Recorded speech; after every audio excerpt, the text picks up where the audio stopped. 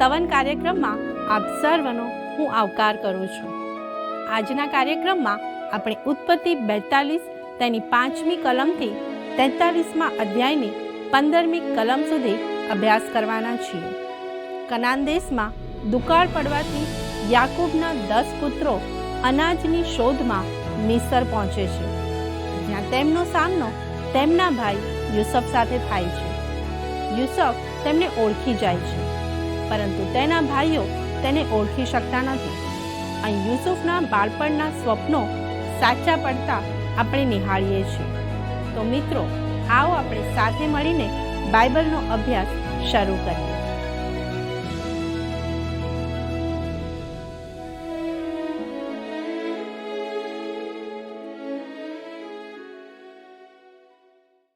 આવો આપણા અભ્યાસમાં આગળ વધતા ઉત્પત્તિ 42, 5 અને 6 કલમ વાંચીએ. અને ઇસ્રાયેલના દીકરા બીજા લોકોની સાથે વેચાતું લેવાને આવ્યા, કેમ કે કનાન દેશમાં પણ દુકાળ હતો અને તે દેશનો અધિપતિ યુસુફ હતો. તે દેશના સર્વ લોકોને અનાજ વેચાતું આપનાર તે જ હતો. અને યુસુફના ભાઈઓ આવ્યા ને તેઓએ ભોંય લગી માથા નમાવીને તેને સાષ્ટાંગ દંડવત પ્રણામ કર્યા. પ્રિય મિત્રો, હવે આપણે આ નાટકીય સમય પર આવીએ છીએ. યુસુફ ભાઈઓની રાહ જોઈ રહ્યો હતો. તે જાણતો હતો કે તેઓ આવશે.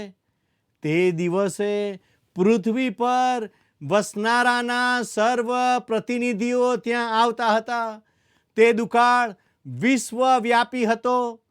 તેથી યુસુફ રાહ જોતો હતો.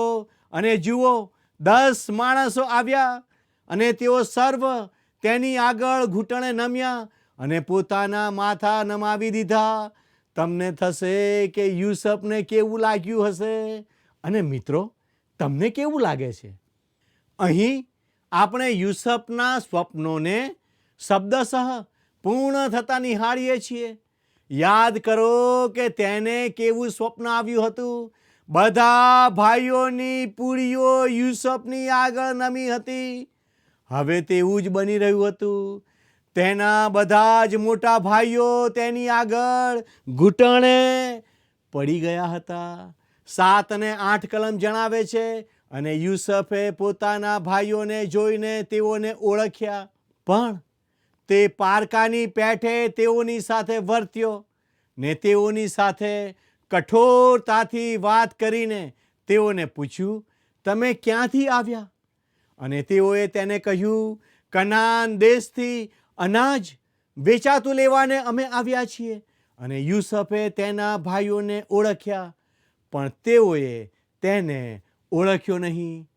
મિત્રો, શા માટે યુસુફે તેઓની સાથે કઠોરતાથી વાત કરી? તે તેઓની કસોટી કરી રહ્યો હતો. તે તેઓને કેટલાક હૃદયભેદક પ્રશ્નો પૂછવાનો હતો. 9 થી 11 કલમ જણાવે છે, અને યુસુફને તેઓ વિશે જે સ્વપ્ન આવ્યા તે તેને સંભાળી આવ્યા. ને તેણે તેઓને કહ્યું, તમે જાસૂસ છો. દેશનું નાગાપણું જોવાને તમે આવ્યા છો. અને તેઓએ તેને કહ્યું, સાહેબ, એમ નહીં, પણ અનાજ વેચાતું લેવાને તારા દાસ આવ્યા છે. અમે સર્વ એક માણસના દીકરા છીએ. અમે સાચા માણસ છીએ. તારા દાસો જાસૂસ નથી. ભલા મિત્રો, યુસુફ તેઓની ભારે કસોટી કરી રહ્યો હતો. 12 અને 13 કલમ કહે છે, અને તેણે તેઓને કહ્યું, એમ નહીં, પણ દેશનું નાગાપણું જોવાને તમે આવ્યા છો. અને તેઓ બોલ્યા, તારા દાસો 12 ભાઈ છીએ. કનાન દેશના એક માણસના દીકરા છીએ. અને જુઓ, નાનો ભાઈ આજ અમારા બાપની પાસે છે, ને એકનો તો પત્તો નથી. પોતે કોણ છે તે જણાવીને પણ તે પોતાની પાસેથી જેટલી માહિતી મળે તેટલી મેળવવા પ્રયત્ન કરે છે. તે તેઓ પર જાસૂસ હોવાનો આરોપ મૂકે છે. તેની આગળ તે 10 ભાઈઓ હતા. તેઓ કબૂલ કરે છે કે હકીકતમાં તેઓ 12 હતા. એક તેના પિતા પાસે ઘરે છે અને એકનો પત્તો નથી, એમ તેઓ કહે છે. બીજા શબ્દોમાં તેઓ યુસફને મરી ગયેલો સમજે છે, પણ તે તો તેઓની આગળ જ ઊભો હતો. હવે યુસફ તેઓના પર ત્રીજી વાર જાસૂસો હોવાનો આરોપ મૂકે છે, જે કલમ 14 થી 16 છે. અને યુસફે તેઓને કહ્યું, જેમ મેં તમને કહ્યું કે તમે જાસૂસ છો તેમ જ છે. આથી તમારી પરીક્ષા કરવામાં આવશે. ફારૂનના જીવના સમ કે તમારો નાનો ભાઈ અહીં આવ્યા વિના તમે અહીંથી જવા પામશો નહીં. તમે તમારામાંથી એકને મોકલો, તે તમારા ભાઈને લઈ આવે, પણ તમને કેદમાં રાખવામાં આવશે ને તમારી વાતની પરીક્ષા થશે કે તમારામાં સત્ય છે કે નહીં. નહીં તો ફારૂનના જીવના સમ ખાઈને કહું છું કે તમે જાસૂસ જ છો. પ્રિય મિત્રો, તમે જુઓ, અહીં યુસફ પોતાના સૌથી નાના ભાઈ સાથે સંપર્ક કરવા પ્રયત્ન કરે છે. મિત્રો, આ બધા ભાઈઓ તેના સાવકા ભાઈઓ હતા, પણ બિન્યામીન તેનો સગ્ગો ભાઈ હતો અને યુસફ તેને મળવા ઈચ્છતો હતો. તેથી તે આ રીતે તેને મળવાનો પ્રયત્ન કરે છે. 17મી કલમ કહે છે, અને 3 દાડા લગી તેણે તેઓને તુરંગમાં રાખ્યા. યુસફ તેના ભાઈઓને જેલમાં પૂરી દે છે. હવે તેઓ માટે ખરાબ સમય આવ્યો હતો.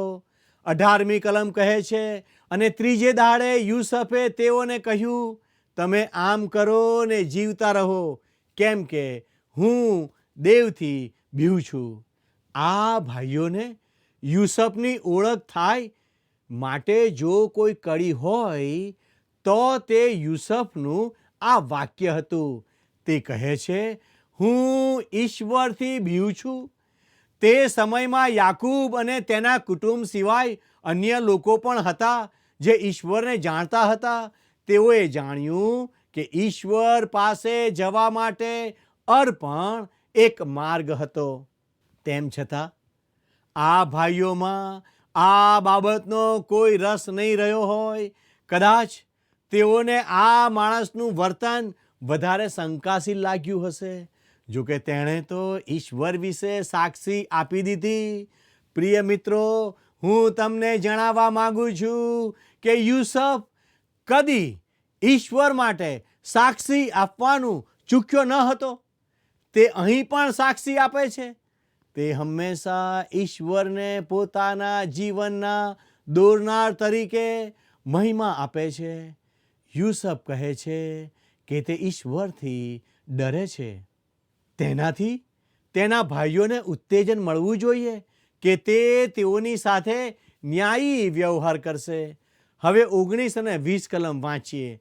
અને જો તમે સાચા માણસ હો તો તમારામાંનો એક ભાઈ કેદખાનામાં રહે અને બાકીના જાઓ ને તમારા ઘરના દુકાળને સારું અનાજ લેતા જાઓ અને તમારા નાના ભાઈને મારી પાસે લેતા આવો. તે પરથી તમારી વાત સાચી ઠરશે ને તમે નહીં મરશો. અને તેઓએ એમ કર્યું. મિત્રો, યુસફના આ ભાઈઓમાંથી કેટલાક તો 50 વર્ષ ઉપરના હશે. હવે તેઓ પોતાની જાતને સંકટમાં આવી પડેલા જુએ છે. જે ઈશ્વરથી ડરે છે તે વ્યક્તિ તેમની સાથે આવો વ્યવહાર કરે છે, પણ તેઓ ગભરાય છે, કેમ કે તે શું કરશે તે તેઓ જાણતા નથી. યુસફ તેઓની કસોટી કરવાનું બહાનું બનાવે છે, પણ ખરેખર તે પોતાના નાના ભાઈને આ રીતે મળવા માગે છે. 21મી કલમ જુઓ. અને તેઓએ માહોમાહે કહ્યું, ખરેખર આપણે આપણા ભાઈ વિશે અપરાધી છીએ, કેમ કે જ્યારે તેણે કાલાવાલા કર્યા ને આપણે તેના જીવનું દુઃખ જોયું ત્યારે આપણે તેનું સાંભળ્યું નહીં. તે માટે આ સંકટ આપણા પર આવી પડ્યું છે. પ્રિય મિત્રો, આ બાબત ખૂબ રસિક છે. તેઓ હિબ્રુ ભાષામાં બોલી રહ્યા હતા અને યુસફ તે સમજી શકતો હતો. પણ યુસફ તેઓ સાથે તરજુમો કરનાર દ્વારા વાત કરતો હતો, કેમ કે અત્યારે તે મિસ્રી તરીકે તેઓની સામે હતો. તે ભાઈઓ ખરેખર તેઓના અપરાધની કબૂલાત કરી રહ્યા હતા.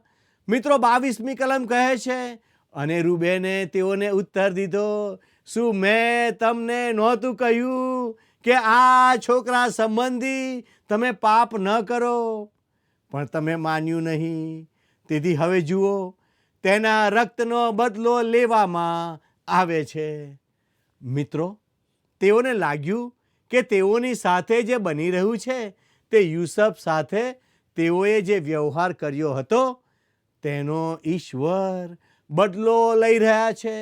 23 અને 24 કલમમાં લખ્યું છે, અને યુસફ તેઓની વાત સમજે છે. તે તેઓને જાણતા નહોતા, કેમ કે તેઓ વચ્ચે દુભાષ્યો હતો, અને તે તેઓની પાસેથી જઈને રડ્યો, અને તેઓની પાસે પાછા આવીને તેણે તેઓની સાથે વાત કરી, ને તેઓમાંથી સિમ્યોનને લઈને તેઓના દેખતા તેને બાંધ્યો. તેઓ કહે છે કે તેઓએ યુસફનું ભૂંડું કર્યું હતું, માટે તેઓ પર આ આફત આવી છે. હવે તેઓ પસ્તાવો કરી રહ્યા હતા. યુસફ તેઓની વાત સમજતો હતો, તેથી તેને ભાઈઓ પ્રત્યે લાગણી થઈ આવી. તેને થતું હતું કે તે તેઓની પાસે જાય ને દરેકને ભેટે અને તેઓને ભાઈ કહીને બોલાવે, પણ તે એવું કરે તો તે બિન્યામીનને કદી મળી શકશે નહીં. તેથી હવે તે તેઓની કસોટી કરે છે. તેઓએ એક ભાઈ એટલે સિમ્યોનને અહીં બંદી તરીકે મૂકીને જવાનું હતું. યુસફ બહુ લાગણીવશ થઈ ગયો, તેથી તેઓથી દૂર જઈને તે રડી પડ્યો. પણ પછી પોતાનું મોં ધોઈ નાખીને તેના ભાઈઓ પાસે પાછો આવ્યો, જાણે કશું જ બન્યું નથી. 25મી કલમ કહે છે, અને તેઓની ગુણોમાં અનાજ ભરવાની તથા પ્રત્યેક માણસનું નાણું તેની ગુણમાં પાછું મૂકવાની તથા તેઓને રસ્તાને માટે સીધું આપવાની યુસફે આજ્ઞા આપી, અને તેઓને સારું એ પ્રમાણે કરવામાં આવ્યું. મિત્રો, યુસફે તેઓના નાણાં પાછા આપ્યા. એટલું જ નહીં, પણ મુસાફરી માટે તેઓના ખોરાકની વ્યવસ્થા પણ કરી આપી. કલમ 26 થી 28 જણાવે છે, અને તેઓ પોતાના ગધેડા પર અનાજ લાદીને ત્યાંથી નીકળ્યા, અને ઉતારામાં તેઓમાંના એકે પોતાના ગધેડાને દાણા ખવડાવવાને પોતાની ગુણ છોડી. ત્યારે તેણે પોતાનું નાણું દીઠું, કેમ કે જુઓ, તે તો તેની ગુણના મુખમાં હતું. અને તેણે પોતાના ભાઈઓને કહ્યું, મારું નાણું મને પાછું મળ્યું છે, અને જુઓ, તે મારી ગુણમાં છે. અને તેઓ મનમાં ગભરાયા, ને તેઓ થરથરતા માહોમાહે બોલ્યા, દેવે આપણને આ શું કર્યું છે? તેઓને એવું લાગ્યું કે ઈશ્વર અમારો ન્યાય કરી રહ્યા છે. તમે દુકાનમાં ખરીદી કરી હોય, નાણાં ચૂકવી દીધા હોય, અને પછી દુકાનદાર તમારા નાણાં પાછા આપી દે તો કેવું આશ્ચર્ય લાગે? આપણે તે નાણાં પાછા લેતા આશ્ચર્ય સાથે આનંદ પામીએ, પણ આ ભાઈઓને માટે તે આનંદ ન હતો. તેમને તો પોતાનું નાણું થેલામાં પાછું મળેલું જોઈને વધારે મોટી આફત આવી પડી હોય એવું લાગે છે. તેમને થયું કે જલ્દીથી મિસર પાછા જઈને આ ગુણોમાં પાછા મળેલા નાણાંનો પ્રશ્ન હલ કરીએ. તેઓને ખૂબ જ ભય લાગ્યો કે હવે આ લઈને પાછા જવું પણ કેટલું બધું જોખમકારક છે. પેલો અધિકારી આપણને ચોર કહીને શિક્ષા કરશે, પણ તેઓ તે નાણાં પાછા ભરી આપશે તેવા ઈરાદાથી તેઓ ઘર તરફ ગયા. હવે 29 થી 36 કલમો જણાવે છે કે યુસફના ભાઈઓ કનાન દેશમાં પાછા જાય છે. તેઓ યાકૂબને યુસફ સાથે જે વાતો થઈ તે સંબંધી કહે છે. યુસફ તેઓને જાસૂસ ગણે છે તે પણ જણાવે છે. તેઓ સિમ્યોનને મૂકી આવ્યા છે અને હવે બિન્યામીનને પણ લઈને પાછા જવું પડશે તે વિશે તેમના પિતાની સાથે વાત કરે છે. અને એમ થયું કે તેઓ પોતપોતાની ગુણો ખાલી કરતા હતા ત્યારે જુઓ, પ્રત્યેક માણસના નાણાંની થેલી તેની ગુણમાં માલુમ પડી અને તેઓ તથા તેઓનો બાપ તેઓના નાણાંની થેલીઓ જોઈને બીધા. અને તેઓના બાપ યાકૂબે તેઓને કહ્યું, તમે મને પુત્રહીન કર્યો છે. યુસફ નથી ને સિમ્યોન પણ નથી અને વળી બિન્યામીનને લઈ જાઓ છો. એ સર્વ મારે ઉલટું છે. બિચારો વૃદ્ધ યાકૂબ, હવે તે પહેલાના જેવો યાકૂબ ન હતો. તે હવે અભિમાની ન હતો પણ ખૂબ જ નિરાશ હતો. તે કહે છે, એ સર્વ મારે વેઠવાનું છે. તેના પુત્ર યુસફે આવું કદી કહ્યું ના હોત. યુસફે એ જ કહ્યું હોત જે વર્ષો પછી પ્રેરિત પાઉલ રોમનોનો પત્ર 8 અને 28 કહે છે, જેઓ દેવના ઉપર પ્રેમ રાખે છે, જેઓ તેના સંકલ્પ પ્રમાણે તેડાયેલા છે, તેઓને એકંદરે સઘળું હિતકારક નીવડે છે. વાલા મિત્રો, 37 અને 38 કલમ જણાવે છે, અને રૂબેને તેના બાપને કહ્યું, તેને તારી પાસે પાછો ન લાવું તો મારા 2 દીકરાને મારી નાખજે. તેને મારા હાથમાં સોંપ ને હું તેને તારી પાસે પાછો લાવીશ. પણ તેણે કહ્યું, મારો દીકરો તમારી સાથે નહીં આવે, કેમ કે તેનો ભાઈ મરી ગયો છે ને તે એકલો રહ્યો છે. અને જે માર્ગે તમે જાઓ છો ત્યાં જો તેના પર વિઘ્ન આવી પડે તો તમે મારા પડ્યા શોકને મારે ઘોરમાં ઉતારશો. મિત્રો, યાકૂબનો જીવ બિન્યામીનના જીવમાં વીંટળાયેલો હતો. યુસફ તેનો પ્રિય પુત્ર હતો, કેમ કે તે તેની પ્રિય પત્ની રાહેલનો પ્રથમ જનિત હતો. યુસફને ગુમાવવાનું તેને ભારે દુઃખ હતું. હવે રાહેલનો બીજો પુત્ર પણ ગુમાવવો પડે તેવું તેને લાગતું હતું. તેથી તે કહે છે, જો તેમ થાય તો પોતે પણ મૃત્યુ પામે. તે ભારે હૃદયથી ખરી વાત કહી રહ્યો હતો. બિન્યામીન તેના જમણા હાથનો પુત્ર હતો. તે યાકૂબની ચાલવાની લાકડી સમાન હતો. છેલ્લા 2 વર્ષોમાં તે તેને આધારે જીવતો હતો. તેથી યાકૂબ કહે છે કે તે તેને મિસર નહીં મોકલે. તે સમય દરમિયાન સિમ્યોન મિસરની કેદમાં દુઃખી થઈને તેના ભાઈઓની રાહ જોઈ રહ્યો હતો. હવે આપણે અધ્યાય 43 તરફ આગળ વધીએ. દુકાળની ભયંકરતાને લઈને યાકૂબના પુત્રોને બિન્યામીન સાથે મિસર જવું પડે છે. તેઓ ફરીથી યુસફની પાસે જઈને બિન્યામીનને રજૂ કરે છે. આ સમયે પણ યુસફ પોતાની ઓળખ આપતો નથી. ઉત્પત્તિના પુસ્તકમાં આ અધ્યાય સૌથી વધુ નાટ્યાત્મક છે. મિત્રો, આવો ઉત્પત્તિ 43 1 અને 2 કલમ વાંચીએ.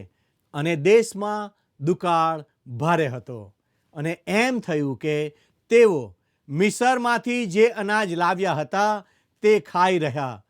ત્યારે તેઓના બાપે તેઓને કહ્યું કે તમે ફરીથી જઈને આપણે સારું થોડું અનાજ વેચાતું લાવો. મિત્રો, યાકૂબને ખ્યાલ આવ્યો કે જો તેઓ પાછા મિસરમાં જઈને અનાજ નહીં લાવે તો તેઓ ભૂખે મરી જશે. 3 થી 5 કલમમાં લખેલું છે કે તેઓ યુસફને ઓળખી શક્યા નથી. યહૂદાએ પોતાના પિતાને બહુ ચોક્કસતાથી કહ્યું, જો અમે ત્યાં જઈએ તો બિન્યામીન અમારી સાથે હોવો જોઈએ. તમે તેને પહેલાં મોકલ્યો નહોતો, પણ આ બીજી વાર જો તે અમારી સાથે નહીં હોય તો તે માણસ તેના વગર અમને મળશે જ નહીં. કલમ 6 અને 7 જોઈએ. અને ઇસરાયેલે કહ્યું, અમારો બીજો ભાઈ છે. એમ તે માણસને કહીને તમે મારું ભૂંડું કેમ કર્યું? અને તેઓએ કહ્યું, આપણા વિશે તથા આપણા કુટુંબ વિશે તે માણસે પૂછપરછ કરી કે શું તમારો બાપ હજી જીવે છે? તમારે બીજો કોઈ ભાઈ છે? અને તે વાત પ્રમાણે અમે તેને ઉત્તર આપ્યો, અમે શું જાણીએ કે તે અમને કહેશે કે તમારા ભાઈને અહીં લેતા આવો. વાલા મિત્રો, હવે વૃદ્ધ યાકૂબ ખરેખર ભાંગી પડ્યો હતો. તેણે કહ્યું, તમે શા માટે તે માણસને કહી દીધું કે અમારે હજી એક ભાઈ છે? અહીં યાકૂબ સમજી શકતો નથી કે યુસુફ તો તે જાણતો જ હતો, પણ યાકૂબ ઈચ્છે છે કે તેના પુત્રોએ તે કહેવું જોઈતું નહોતું. મિત્રો, 8 અને 9 કલમ જણાવે છે, અને યહૂદાએ તેના બાપ ઇસ્રાયેલને કહ્યું, મારી સાથે છોકરાને મોકલ અને અમે ચાલી નીકળીએ કે અમે અને તું અને આપણા છોકરા જીવતા રહીએ ને મરી જઈએ નહીં. હું તેનો જામીન થાઉં છું. તું તેને મારી પાસેથી માગી લેજે. જો હું તારી પાસે તેને ન લાવું ને તારી આગળ રજૂ ન કરું તો તેનો દોષ સદા મારા પર રહો. વાલાઓ, આ ભાઈઓ પોતાના પિતાને ખરેખર વ્યાજબી જવાબ આપે છે. તેઓ યાકૂબને જણાવે છે કે તે માણસને બધું જ કહી દેવાનો તેમનો ઈરાદો ન હતો, પણ તે માણસે પૂછપરછ કર્યા જ કરી. ત્યાર પછી યહૂદા બિન્યામીનને માટે જામીન થવા આગળ આવ્યો. પ્રિય મિત્ર, પ્રભુ ઈસુ પણ તમારા અને મારા માટે એક જામીન બન્યા. તેમણે તમારા અને મારા દંડ ભરી દીધા, કેમ કે આપણે ઈશ્વરના ધોરણે પહોંચી શકીએ તેમ ન હતા, પણ ઈસુ આવ્યા અને આપણા માટે તેમનો જીવ આપી દીધો. અહીં આપણને ઈસુ ખ્રિસ્તનું કેવું અજાયબ ઉદાહરણ મળી આવે છે. 10 અને 11 કલમ જુઓ. કેમ કે જો અમે આટલા ખોટી થયા ન હોત તો ખચિત અમે અત્યાર સુધીમાં બીજી વાર પાછા જઈ આવ્યા હોત. અને તેઓના બાપ ઇસ્રાયેલે તેઓને કહ્યું, ત્યારે એમ હોત તો આમ કરો, આ દેશના કંઈ ઉત્તમ ફળ તમારા વાસણમાં લેતા જાઓ ને તે માણસને સારું ભેટ લઈ જાઓ, એટલે થોડો ગુગળ, થોડું મધ, થોડા તેજાના તથા બોળ તથા પિસ્તા તથા બદામ. મિત્રો, તેઓને અનાજની ખોટ પડી હતી. તેઓને રોટલીની જરૂર હતી. તેઓ પાસે મધ, સૂકો મેવો અને મસાલા વગેરે હતું. તેથી યાકૂબ કહે છે કે તેઓ તે માણસ માટે ભેટ લઈ જાય. અહીં આપણે યાકૂબની ઉદારતા જોઈ શકીએ છીએ. હવે 12 થી 14 કલમ વાંચીએ. અને બમણું નાણું તમારી સાથે લેતા જાઓ, અને તમારી ગુણોના મુખમાં જે નાણું પાછું આવ્યું છે તે ફરીથી તમારી સાથે લેતા જાઓ. કદાચ ભૂલ થઈ હશે અને તમારા ભાઈને સાથે લઈને ઉઠો ને તે માણસ પાસે પાછા જાઓ, અને સર્વસમર્થ દેવ તે માણસની દ્રષ્ટિમાં તમને કૃપા પમાડો કે તે તમારી સાથે તમારા બીજા ભાઈને તથા બિન્યામીનને મોકલી દે. જો હું નિસંતાન થાવ તો થાવ. મિત્રો, હવે યાકૂબ બિન્યામીનને તેના મોટા ભાઈઓ સાથે જવા દે છે. જ્યારે તેઓ જઈને યુસુફ આગળ ઊભા રહે છે, ત્યારે એક નાટકીય સમય શરૂ થાય છે. 15મી કલમ કહે છે, અને તે માણસોએ તે ભેટ લીધી ને પોતાની સાથે બમણું નાણું લીધું અને બિન્યામીનને સાથે લીધો અને ઉઠીને મિસરમાં ગયા ને યુસુફ આગળ આવી ઊભા રહ્યા. મિત્રો, આખરે યુસુફ બિન્યામીનને પોતાની સામે જુએ છે. તમે તેની લાગણીઓ વિશે કલ્પના કરી શકો છો. તે તેના માટે એક યાદગાર પળ બની ગઈ હશે. પણ મિત્રો, આગળ શું થયું તે જાણવા હવે પછીના પ્રસારણમાં અમારી સાથે ચોક્કસ જોડાશો. ઈશ્વર આપને આશીષ આપો. આમેન.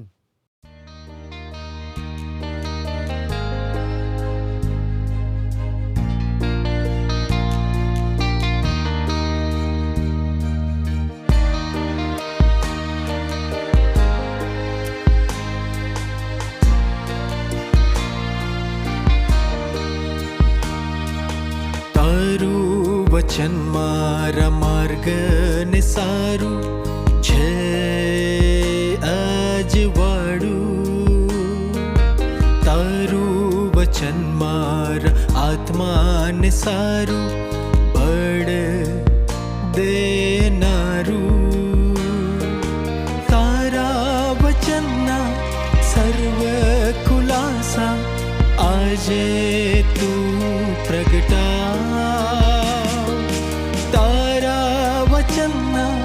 સર્વ મર્મોને આજે તું સમજા. તારું વચન બતા. તારું વચન મારા માર્ગને સારું છે અજવાળું.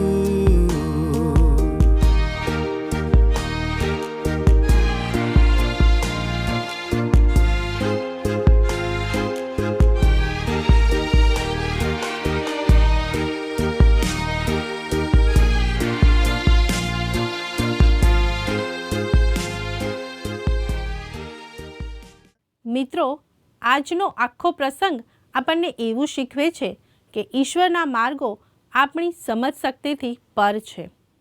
યાકૂબને લાગતું હતું કે બધું તેની વિરુદ્ધ છે, પણ હકીકતમાં ઈશ્વર તેના આખા કુટુંબને બચાવવાનું આયોજન કરી રહ્યા હતા.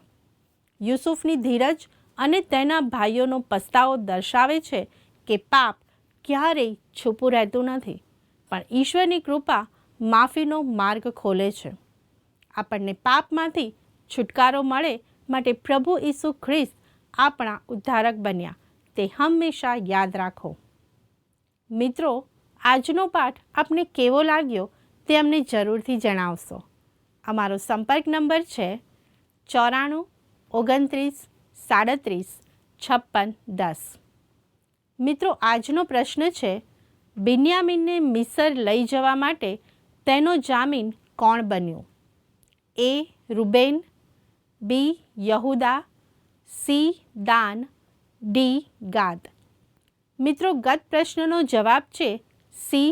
7 વર્ષનો ભયંકર દુકાળ. મિત્રો, આજના પ્રશ્નનો જવાબ અમને અમારા સંપર્ક નંબર ઉપર જરૂરથી મોકલી આપશો. આભાર. શું તમને આ કાર્યક્રમ ગમ્યો? અત્યારે જ અમને મિસ કોલ કરો.